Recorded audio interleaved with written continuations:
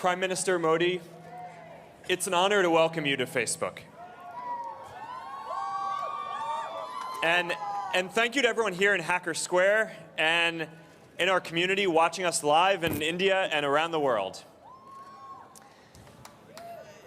You know, India is personally very important to the history of our company here.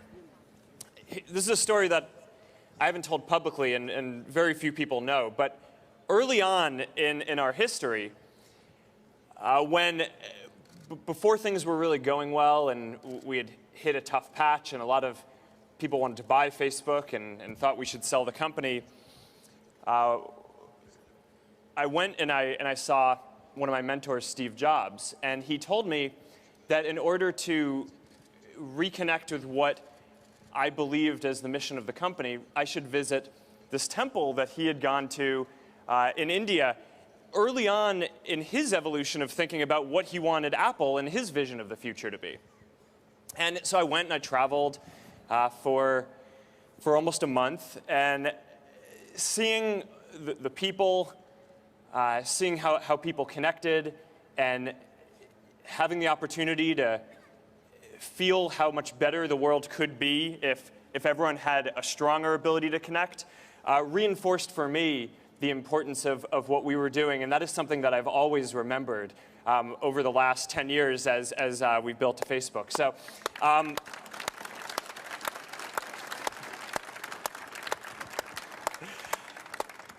you know, we had a great conversation last year in Delhi. And I'm looking forward to having a conversation with you and our entire community about how you see the future of India and the world. And when I think about the future, I'm personally excited about India for a number of reasons. First, one of the greatest opportunities we have in the world today is to connect everyone to the internet. The internet provides access not only to entertainment and communication, but also vital information around health, education, and jobs. In fact, for every 10 people who gain access to the internet, about one person gets lifted out of poverty and about one new job gets created. Now, there are still 1 billion people in India who we need to connect to the internet. And connecting them represents one of the greatest opportunities available to humanity today. So I'm deeply appreciative of Prime Minister Modi's commitment to Digital India, to make this enormous opportunity a reality for all Indians.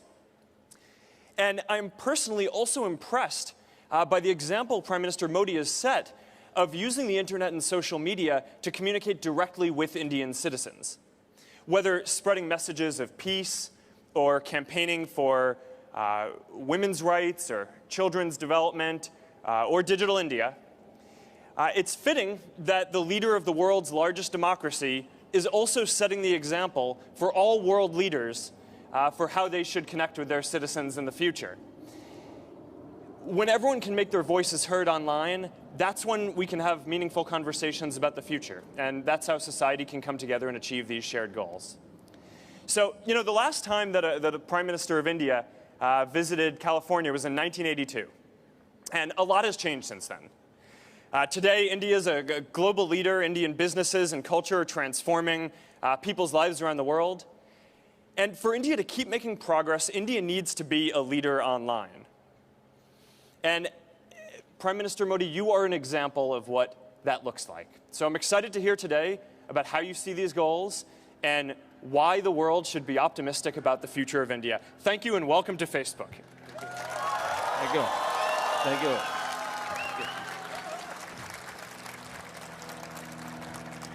Mark, मैं आपका बहुत आभारी हूँ कि आज मुझे Facebook के headquarter पे आकर के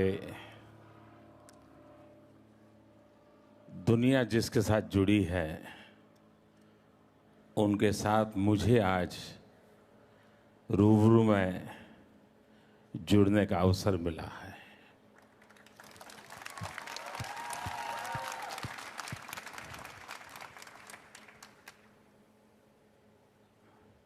विज्ञान और आध्यात्म का नाता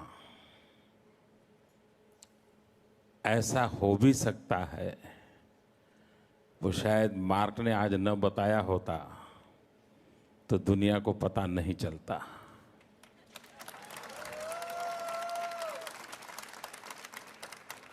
अमेरिका से एक नौजवान कुछ करने के सपने देखता है,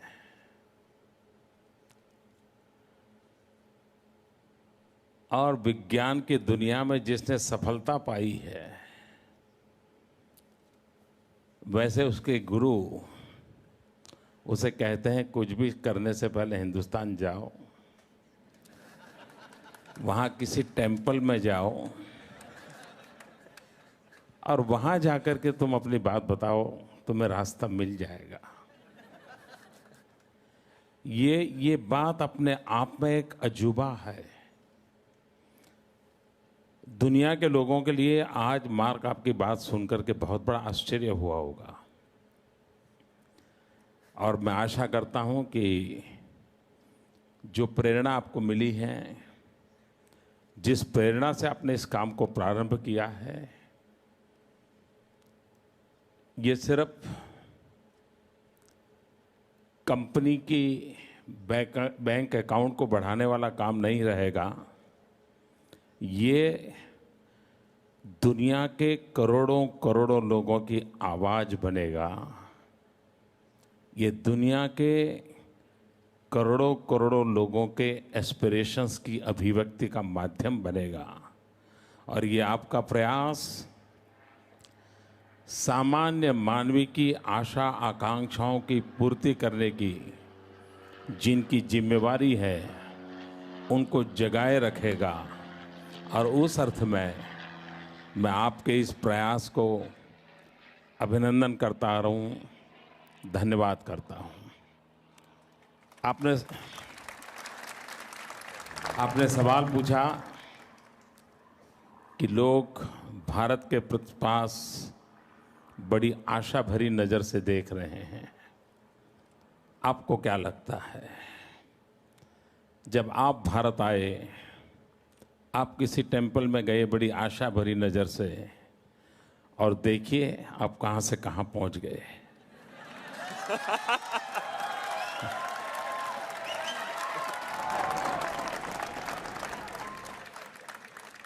आपका अनुभव कहता है कि जो भारत से आशा अपेक्षाएं हैं, सामर्थ्य भारत में है, ये आपका खुद का अनुभव बता रहा है। ये दुनिया का सबसे बड़ा लोकतंत्र, अगर आर्थिक नजरिए से देखा जाए, चाहे वर्ल्ड बैंक हो, IMF हो, दुनिया की सारी रेटिंग एजेंसीज हो, एक स्वर से सब लोग कह रहे हैं कि आज विश्व के बड़े देशों की फास्टेस्ट ग्रोइंग इकोनॉमी अगर कोई है तो वो है भारत।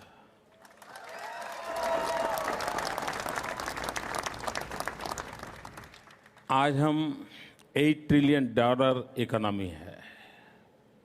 मेरा ड्रीम है $20 ट्रिलियन इकोनॉमी में कन्वर्ट करने का।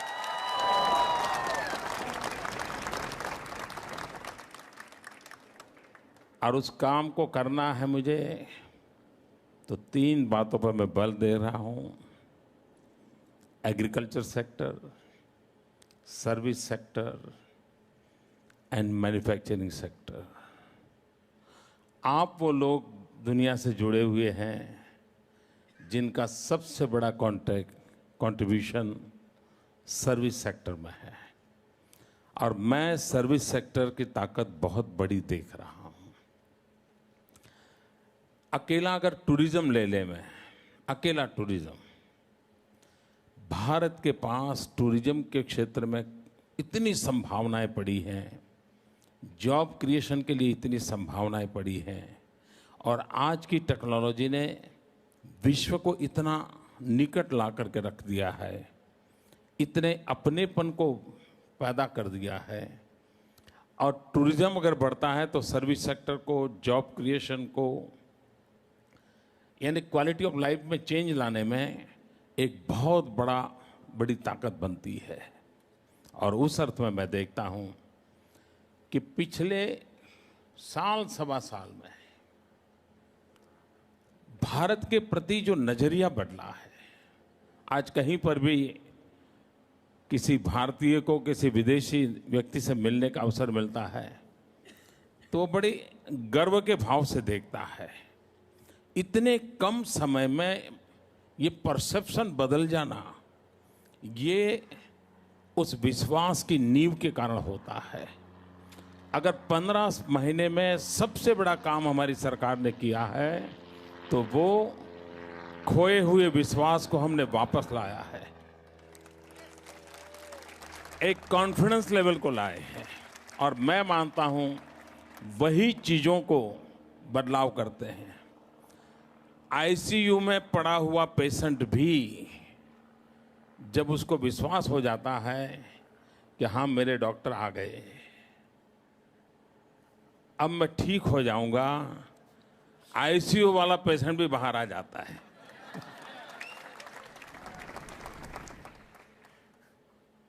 Thank you. All right. So we have the first question from the thread. We received more than 40,000 comments and questions on our Facebook post about this town hall. So that's Wow. pretty incredible engagement. And several people have flown in today to ask their questions. But before we call them up, I actually am going to start with one for you. You were one of the early adopters of the internet and social media and Facebook. And did you at that point think that social media and the internet would become an important tool for governing and citizen engagement in foreign policy?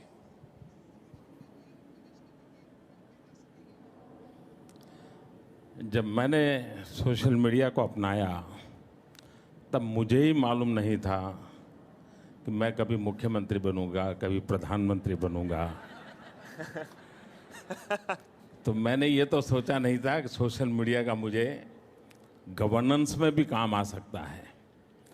मैं जब social media से जुड़ा तो एक technology के प्रति मेरी curiosity रहती थी। मैंने देखा कि मैं किताबों के द्वारा दुनिया को समझने की जो कोशिश कर रहा हूँ, लेकिन मनुष्य का स्वभाव है कि टेक्स्ट बुक के बजाय अगर गाइड मिल जाए तो ज़्यादा अच्छा लगता है।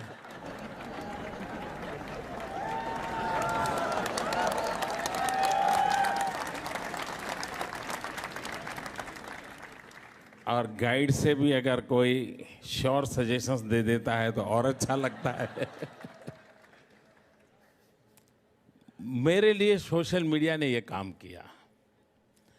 मुझे बहुत ही कम समय में 2-4 शब्दों से मुझे जिन चीज़ों की ज़रूरत थी वो मिल जाती थी।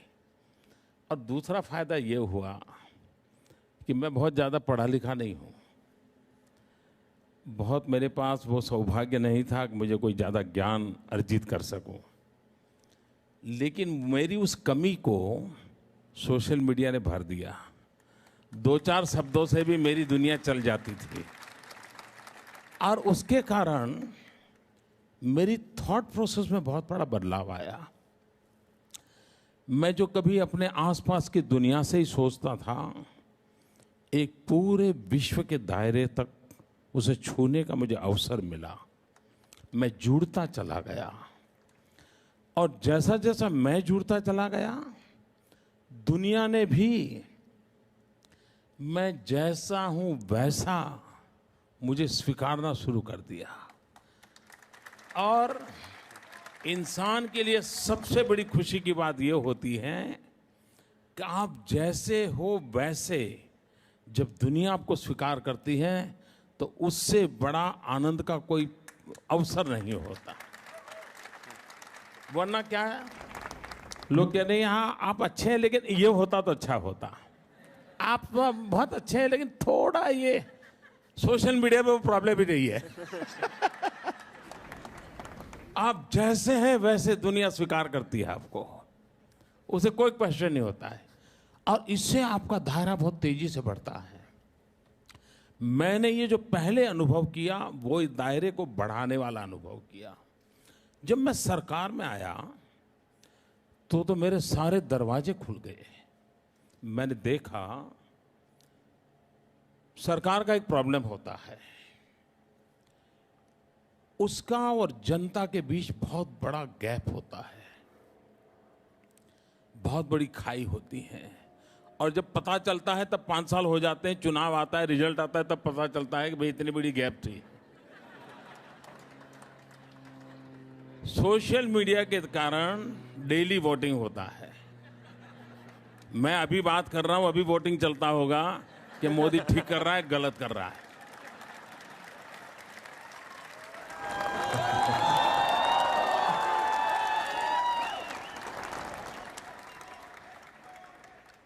आज सोशल मीडिया की ताकत है कि किसी भी सरकार को वो गलत करता है तो रोकता है, गलत करने से डरता है, और गलती सुधारने का अवसर पहले 5 साल में एक बार चुनाव के बाद होता था, आज हर 5 मिनट के बाद होता है। मैं मानता हूं ये लोकतंत्र की बहुत बड़ी ताकत बन गया है, और इसलिए मैं सभी राजनेताओं से, दुनिया के सभी राजनेताओं को, सोशल मीडिया से भागने से कुछ होने वाला नहीं है। आप जुड़िए, आप उसको जानने की कोशिश कीजिए। अच्छी सरकार तब चलती है जब आपको इंफॉर्मेशन चैनल बहुत हो आपके, और रियल टाइम इंफॉर्मेशन मिलती हो। सरकारों के पास पहले मैकेनिज्म था भी तो बड़ा स्लो था। कहीं पर कुछ हो जाता था तो 24 घंटे के बाद जब न्यूज़पेपर आता था तब पता चलता था यार वहाँ कहीं हुआ है। आज 24 सेकंड में पता चलता है कि दुनिया के उस कोने में ये ऐसा हुआ है। और इसलिए रियल टाइम इंफॉर्मेशन के लिए ये सबसे बड़ा सोर्स है। और अगर गवर्नमेंट जागरूक है, सतर्क है, कॉन्शियस है, तो रियल टाइम इंफॉर्मेशन से वो करेक्टिव मेजर्स ले सकते हैं, पॉलिसी फ्रेमवर्क बना सकते हैं, और काम की गति को बहुत बढ़ा सकते हैं। और उस अर्थ में मैं देख रहा हूं कि सोशल मीडिया ने गवर्नेंस में बहुत बड़ा रोल प्ले किया है। अब मुझे सवाल पूछा डिप्लोमेसी का। देखिए, डिप्लोमेसी पहले क्या होता था, कंट्री कैपिटल एक दूसरे से जुड़ते थे। दिल्ली वॉशिंगटन से जुड़ता था, दिल्ली टोक्यो से जुड़ता था, नेताओं से जुड़ते थे। सोशल मीडिया के कारण एक देश दूसरे देश के नागरिकों से जुड़ता है। आज मैं चाइना में सोशल मीडिया का अलग स्ट्रक्चर है, लेकिन मैं भी वहां भी एक्टिव हूं।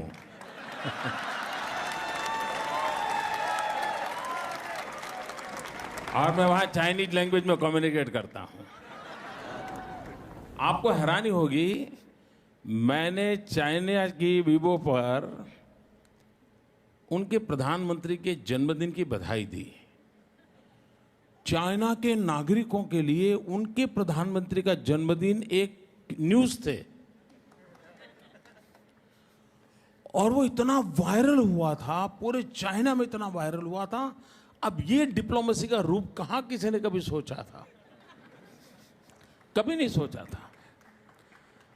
मैंने इजराइल के प्राइम मिनिस्टर को, उनका एक फेस्टिवल होता है, उस फेस्टिवल पे हिब्रू भाषा में शुभकामनाएं दी। वो वायरल हो गई। लेकिन सबसे बड़ी मजा तब आई जब उन्होंने मुझे इसका जवाब थैंक्स हिंदी में भेजा। अब देखिए, ये डिप्लोमेसी का नया रूप है जो सीधा जनता से जोड़ता है। और शायद विश्व एक परिवार है, ये फॉर्मेशन में ये सोशल मीडिया एक कैटलिक एजेंट के रूप में बहुत बड़ी नई भूमिका अदा कर रहा है।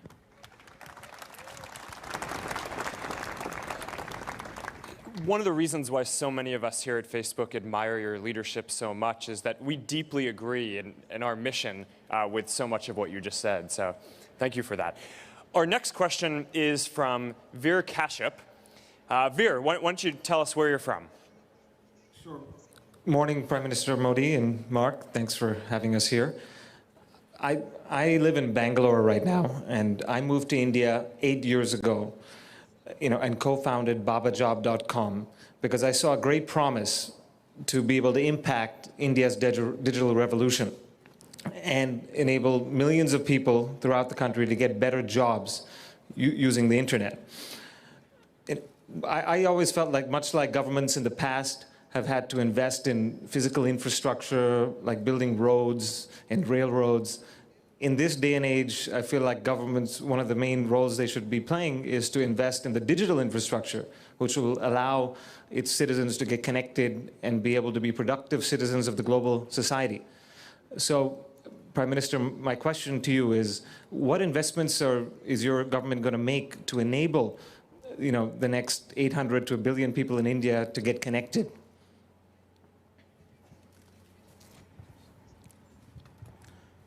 वीर, मैं आपका बहुत आभारी हूं कि आपने भारत आकर के अपना नसीब आजमाने के लिए प्रयास किया है। मैं इसका स्वागत करता हूं और वीर से प्रेरणा लेकर के यहाँ के और भी नौजवान जरूर भारत आना पसंद करेंगे।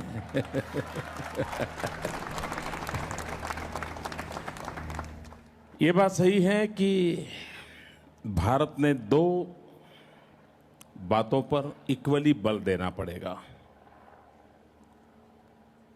एक फिजिकल इंफ्रास्ट्रक्चर, जिसको हम नकार नहीं सकते क्योंकि मेरे देश की वो रिक्वायरमेंट है, और दूसरा डिजिटल इंफ्रास्ट्रक्चर, क्योंकि मैं पहले ये काम करूं, फिर दूसरा करूं, फिर तीसरा करूं, तो वक्त चला जाएगा।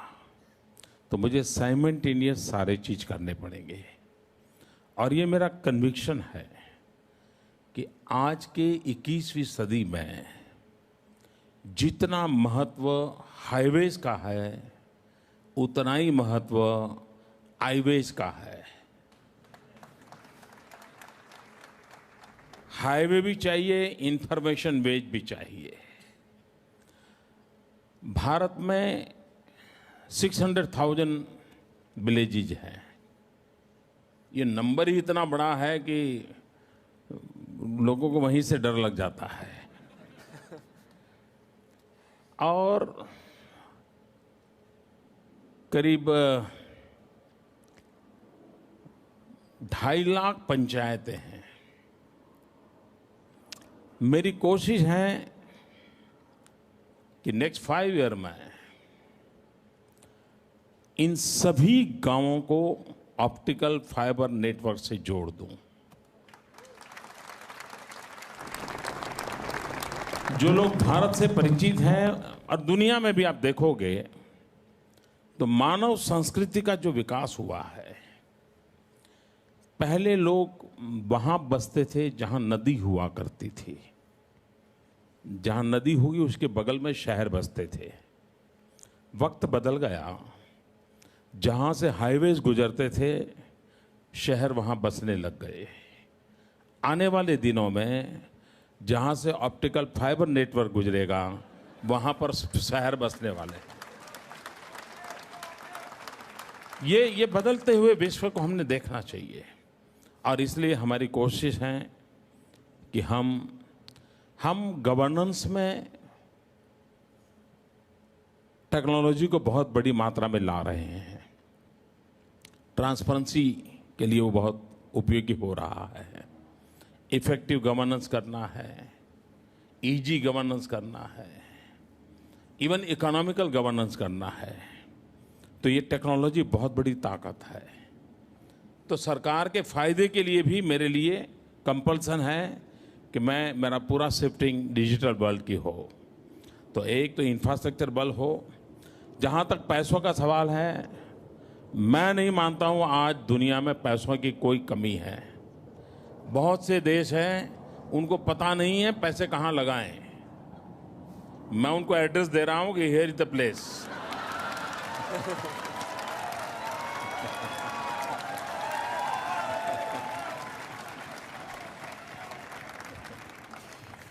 All right.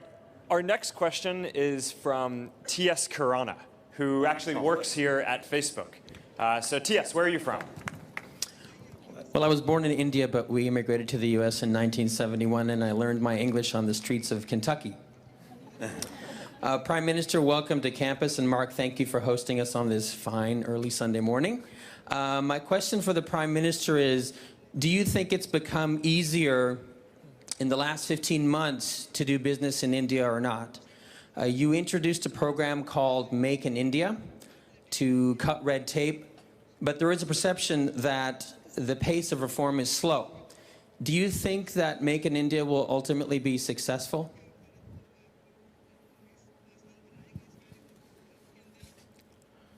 देखिए, एक स्कूटर जब टर्न करना होता है, ऐसे जा रहा scooter, it takes half a second, और आपको पता चला हाँ यार स्कूटर ऐसे जा रहा था, इधर आ गया।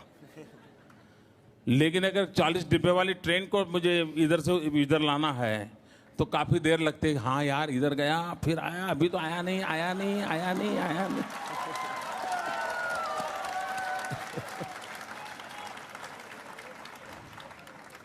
तो इतना बड़ा देश, आपको एक बदलाव निरंतर होते हैं, बहुत सारे होते हैं। अब जब उसका क्यूमुलेटिव इफेक्ट कुछ समय के बाद ध्यान आता है, तब लगता है कैसे से कैसे हो गया। अब आप देखिए, भारत में 40 साल पहले बैंकों का राष्ट्रीयकरण हुआ। इस मकसद से हुआ कि बैंक गरीबों के काम आनी चाहिए। लेकिन 40 साल में 60% पॉपुलेशन उसका बैंक अकाउंट नहीं था। अब काम हो रहा है कि नहीं हो रहा, उसका हिसाब कैसे लगाओगे? 40 साल में 180 मिलियन लोग बैंक का अकाउंट नहीं था। ये सरकार आई 100 डेज में, 100 डेज 180 मिलियन।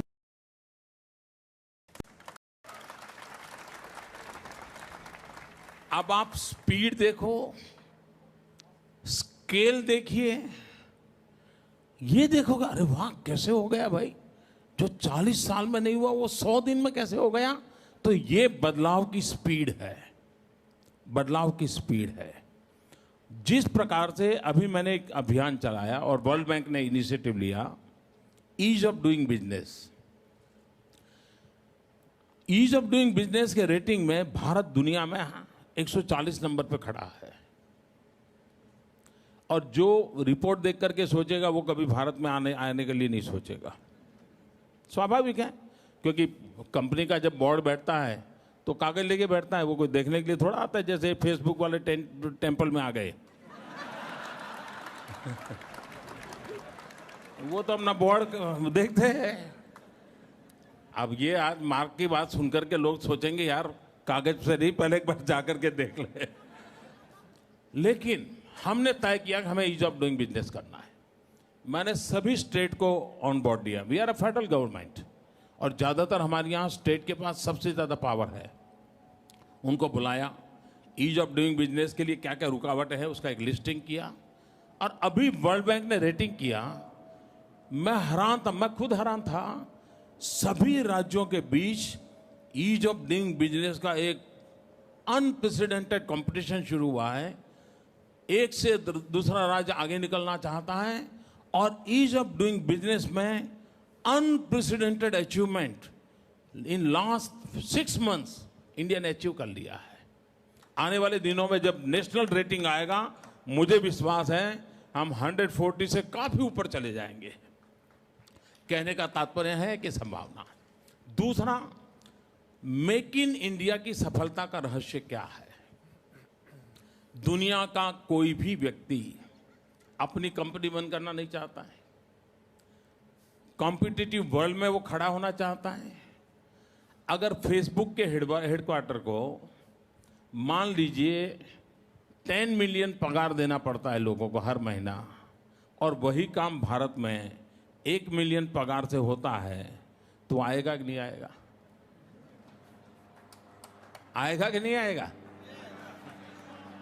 तो low cost manufacturing, effective governance, skill man power, raw material and the biggest market in India, ये सारी संभावनाएं ऐसी हैं कि जो मेक इन इंडिया के लिए, दुनिया के किसी भी मैन्युफैक्चर के लिए ये स्वर्ग भूमि है। और उस अर्थ में मैं देखता हूं कि मेक इन इंडिया के लिए बहुत बहुत संभावनाएं पड़ी हुई हैं और सफलता की ओर। आपने देखा होगा पिछले 15 महीने में अकेले अमेरिका से फॉरेन डायरेक्ट इन्वेस्टमेंट में 87% ग्रोथ है। 87%, वन कैन इमेजिन। FII में बहुत तेजी से ग्रोथ हो रहा है, और एवरेज हमारे देश का फॉरेन डायरेक्ट इन्वेस्टमेंट का ग्रोथ 40% हो गया है, जो कि आज दुनिया में जो रिसेशन है, दुनिया के और में 16% माइनस है, वरज इंडिया 40% प्लस है। ये बताता है कि मेक इन इंडिया की सफलताएं इसके साथ जुड़ी हुई है, और मैं देख रहा हूं कि मेक इन इंडिया सफल होगा। दूसरी बात है, भारत के पास इन दिनों जो सुविधा है उसकी कंपैरिजन में दुनिया के किसी के पास नहीं है। हमारे पास 3D है, और 3D हमारी यूनिक स्ट्रेंथ है। स्ट्रेंथ ऐसा नहीं, it's a unique strength. Demographic dividend, democracy and demand. 800 million population below 35 है। जो जवान देश हो, वाइब्रेंट डेमोक्रेसी हो, वाइब्रेंट जुडिशरी हो, वाइब्रेंट मीडिया हो, लाइक माइंडेड कंट्रीज के लिए ये बहुत बड़ी अपॉर्चुनिटी होती है democracy. And demand 1.25 billion people, कितनी बड़ी डिमांड है। और उसमें मैंने आकर के एक नया डी जोड़ दिया है, डी रेगुलराइजेशन। मैं सारे सरकारी कब्जों से भी हटा रहा हूं, मैं सरकार को छुट्टी कर रहा हूं। और मेरी फिलॉसफी है, गवर्नमेंट है no business to be there in business. ये हमारा काम नहीं है होटल चलाना, लोग चलाएं और अच्छे तरह से चलाएं। और ये चीजें हैं जिसके कारण मैं देख रहा हूं कि मिस्टर खुराना बहुत संभावना है। Thank you. All right, our next question is from Dr. Ranjana Kumari, who has, I think, just flown in from Delhi. Doctor, will you tell us where you're from and your question? जी हाँ, मैं भारत में दिल्ली में महिला सशक्तिकरण के लिए centre for social research 30 सालों से काम कर रही है। उसकी मैं निदेशिका हूँ और अक्सर तमाम सवालों पर भारत में काम कर रही हूँ। मेरा सवाल आपसे है मोदी जी, दुनिया में भारतीय महिलाओं को लेकर काफ़ी कुछ कहा सुना गया है पिछले समय में, जिसकी वजह से सब लोग जानना चाहते हैं कि आपका महिलाओं के सशक्तिकरण, महिलाओं और बच्चियों, लड़कियों के सशक्तिकरण के लिए क्या योजना है, और ख़ास तौर से प्रोग्रेसिव इंडिया जो भारत के विकास की जो हमारी इच्छा है, उसमें महिलाओं की बराबरी के लिए आपका क्या सोच है? दो पहलू हैं। मैं एक उन पहलुओं को और ले जाऊंगा जो कई लोग पसंद नहीं करते हैं, लेकिन जब मार्क ने टेम्पल की बात कह दी है तो मेरा मन करता है मैं भी ऐसा कुछ बता दूं। दुनिया में भगवान की कल्पना सभी समाजों में है, ईश्वर की कल्पना हर किसी समाज में है, लेकिन हर किसी समाज में भगवान पुरुष ही है। हर समाज में अकेला हिंदुस्तान है जहां स्त्री भगवान की कल्पना की गई है। दुर्गा, सरस्वती, अंबा, काली, यानी मूलभूत हमारे चिंतन का जो अधिष्ठान है उसमें नारी के इस रूप की कल्पना की गई है। ये बात सही है कि हजारों साल से चलते चलते कभी उसमें डाइवर्जन आते हैं, डिटोरिएशन आते हैं, उस बदलते हुए समाज की एक तासीर रहती है। जहाँ तक सरकार का सवाल है, भारत को अगर अपने आर्थिक विकास के लक्ष्य प्राप्त करने हैं तो 50% पॉपुलेशन को घर के अंदर बंद रख करके नहीं हो सकते हैं। इस 50% नारी शक्ति वो भारत की विकास यात्रा में कंधे से कंधा मिलाकर के 100% पार्टनरशिप होनी चाहिए। सरकार की नीतियां प्रोएक्टिव होनी चाहिए और उस दिशा में हम प्रयास कर रहे हैं। आज हिंदुस्तान में एजुकेशन ले लीजिए, हेल्थ ले लीजिए, तो वहाँ स्थिति ऐसी है कि मेल के लिए रिजर्वेशन करना पड़ेगा। अगर आप आज एजुकेशन फील्ड की मीटिंग करें, 1000 लोगों को बुलाएं, तो 800 महिलाएं होती हैं, 200 ही पुरुष होते हैं। इतनी बड़ी मात्रा में पूरी एजुकेशन एक्टिविटी आज हिंदुस्तान में महिलाओं के हाथ में है। हेल्थ सेक्टर, आज अगर आप हेल्थ सेक्टर की कोई कॉन्फ्रेंस कर लीजिए, आपको बहुत बड़ी मात्रा में हेल्थ सेक्टर में, खास करके नर्सिंग में, पैरामेडिकल स्टाफ में पूरा कंट्रोल महिलाओं ने लिया है। पिछले दिनों हमने एक निर्णय किया, पुलिस डिपार्टमेंट में जो यूनियन टेरिटरीज है, जो कि भारत सरकार निर्णय करती है, वहाँ 30% reservation for the women police हमने डिसाइड किया।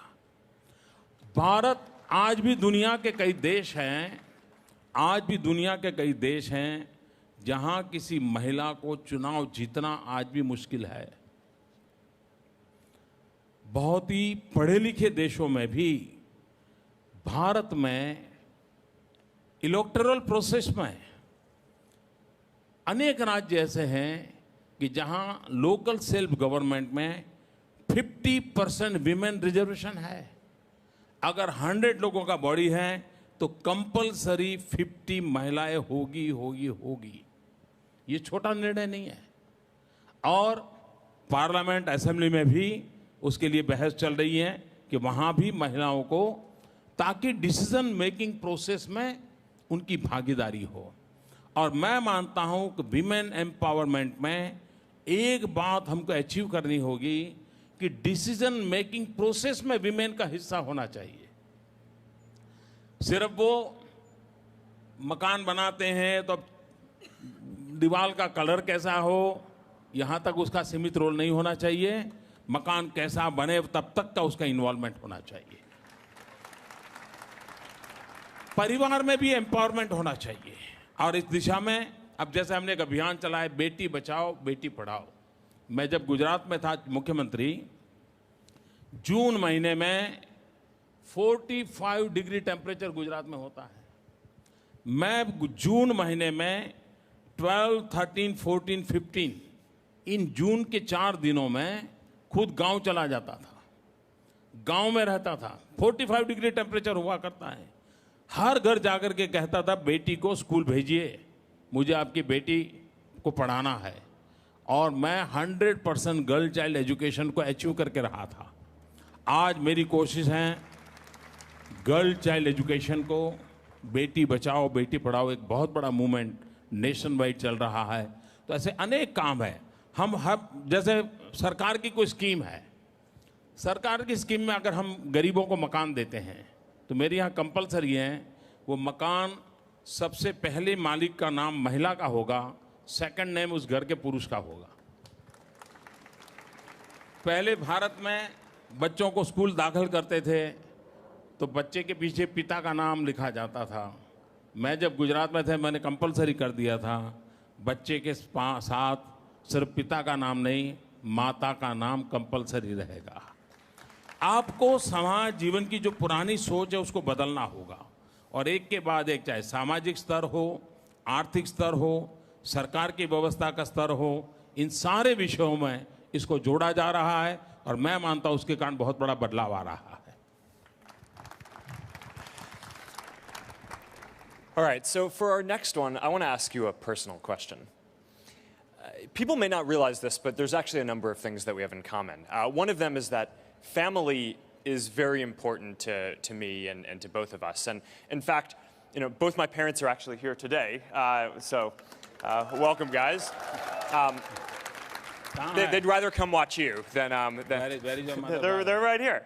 They're right here. Now, I understand that your mother is very important in your life, so I'm hoping that you'll tell us a bit about her. मैं उन माँ बाप को बहुत बधाई देता हूँ और उनको यहाँ से मैं प्रणाम करता हूँ कि उन्होंने मार्क जैसा बेटा एक ऐसे काम के लिए दिया जिसने दुनिया को जोड़ने का काम किया है।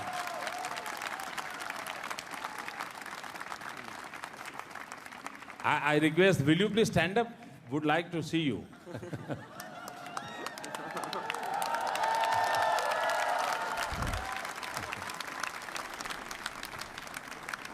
और मुझे लगता है शायद ये पहली घटना होगी कि मार्क ने आज आप दोनों को यहाँ बुलाया है। हर किसी के जीवन में, आप किसी भी व्यक्ति के जीवन में देखें, किसी भी की बायोग्राफी देखें, ऑटोबायोग्राफी देखें, दो चीज़ें हमेशा आती हैं कि मेरे जीवन में मेरे टीचर का क्या रोल रहा, मेरे जीवन में मेरी माता का रोल क्या रहा। हर एक के जीवन में आता है। मैं भी एक सामान्य परिवार से हूँ, मेरे जीवन में मेरे माँ बाप का बहुत बड़ा रोल रहा है। मैं बहुत गरीब परिवार से हूँ। आप जानते हैं मैं रेलवे स्टेशन पे चाय बेचता था। कोई कल्पना नहीं कर सकता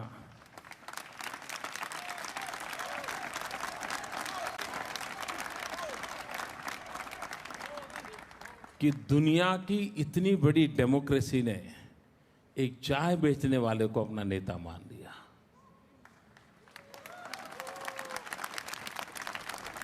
और इसलिए मैं सबसे पहले उन 125 करोड़ भारतवासियों को नमन करता हूं कि जिन्होंने मुझ जैसे सामान्य व्यक्ति को अपना बना लिया।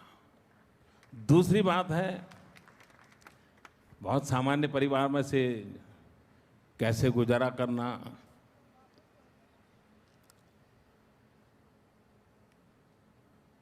हमारे पिताजी तो रहे नहीं है।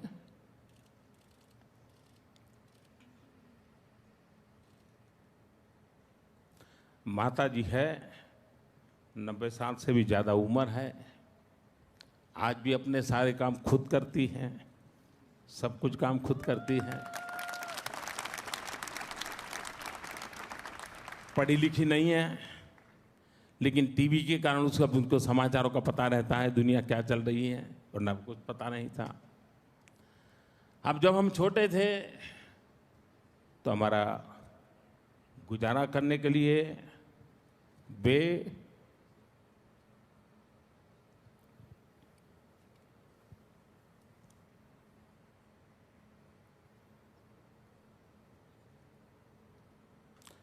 अड़ोस पड़ोस के घरों में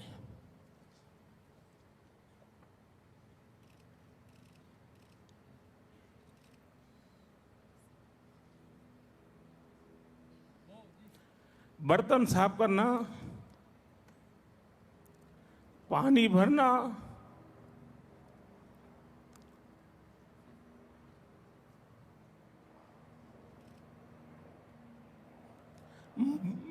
मजदूरी करना,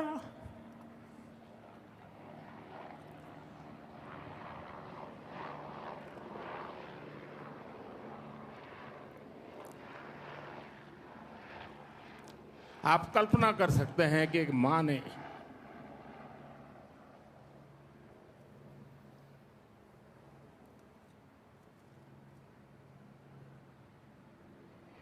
अपने बच्चों को बड़ा करने के लिए कितना कष्ट उठाया होगा। और ये सिर्फ नरेंद्र मोदी के केस में नहीं है, भारत में ऐसी लाखों माताएं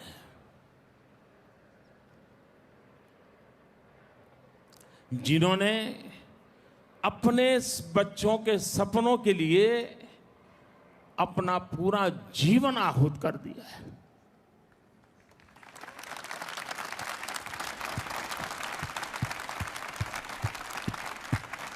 और इसलिए मैं सभी माताओं को शत शत वंदन करता हूं और उनकी प्रेरणा, उनके आशीर्वाद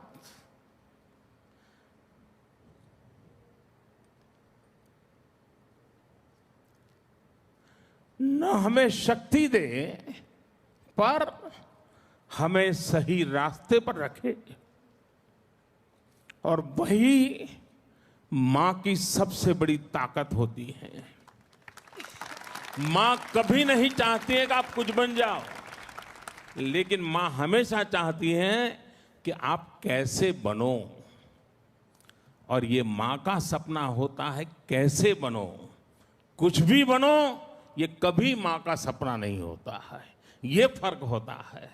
और इसलिए हर किसी के जीवन में मां का बहुत बड़ा योगदान होता है। Thank you mark.